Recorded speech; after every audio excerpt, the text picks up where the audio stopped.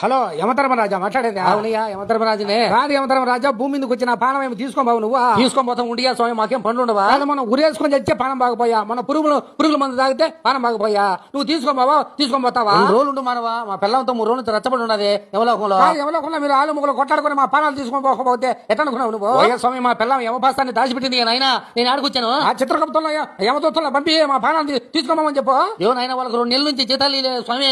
వాళ్ళు 2 నెలల నుంచి యమలోకానికి రావడమే మానేసిన రోజు. నా లారీ కింద పడి నుజ్జు అయినా కూడా బతికే ఉన్నా నేను. పానం తీసుకోపోయి ఎవరు? ఈ పానం తీసుకోపోయేదానికి నా పిల్లం పంపించే కదా.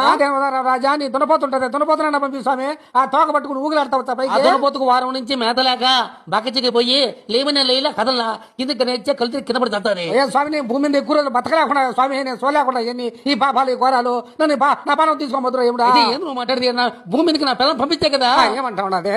లేచి నుంచి దున్నపోతు మీద ఎక్కి భూలోకానికి పోయి మానవులు పానాలు తీసుకొని వచ్చేదేనా నీ పని? పిల్లలతో సంసారం చేసేది లేదా అని అంటా? రాత్రుల్లో మీ పెళ్ళాం కాడే కదా నువ్వు ఉండేది? కాదు మనమా, రాత్రుల్లో ఈ యాక్సిడెంట్లు తెల్లారు గుండిపోటు వస్తూ ఉంటే అప్పటికప్పుడు దున్నపోతు వేసుకొని పరిగిస్తూ ఉంటే ఏ పిల్లం అయితే ఒప్పుకుంటారే? ఏమంటాంది నీ పిల్లమా? నా పిల్లం సంసారము ఉద్యోగము సమానంగా చేయమంటా ఉన్నది. నీకేమనిపిస్తా ఉండదు? ఆ పిల్లం కాడు వారం ఉండే కలిగి సంసారమే చేయాలనిపిస్తా ఉన్నది. ఎంత పని చేసిండ్రా నాయన ఈ పిల్లవరచ్చా? ఫోన్ పెట్టే నువ్వు సంసారం చేసుకోవాలి నేను.